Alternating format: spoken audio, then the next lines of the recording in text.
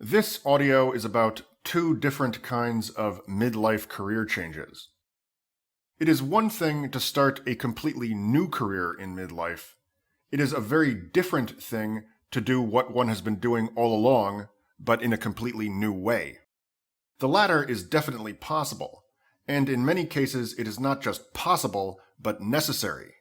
And necessary not just in a narrowly monetary sense, but in some deeper existential sense.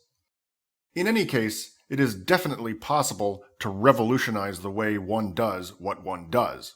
What I don't know is whether one can start a genuinely new thing in midlife.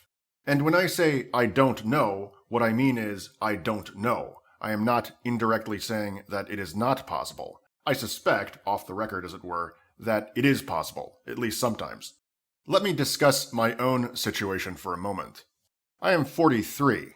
I already had a career. I was a professor and a full-time writer, which went very well, but which could not sustain me either emotionally or financially, so I decided to make a career change.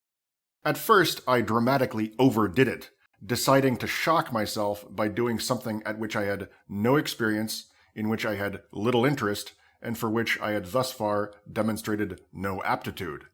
I decided, in other words, to do something as antithetical as possible to what I had been doing during my days as a professor and writer. That did not go well. While I was doing this business, I would write a lot of small to medium-sized books, compose pieces of music, and make little audios and videos. Basically, I would do the things I had always been doing, except I would not be doing them in my capacity as a professor. And those were the only things that brought in any money at all during those dark times. And they were things that I did naturally. I did not even have to make myself do them, they just kind of happened. The entire time that I was working at this failing business of mine, my girlfriend told me, "You're a writer. Don't try to sell krill oil. That's not what you do. It's not what you are. It's not who you are." I bitterly resented her at first, but then it became very clear that she was right. So I decided, also at her suggestion, that instead of fighting myself, I would work with myself and keep doing the things that I naturally do, except that this time I would monetize them.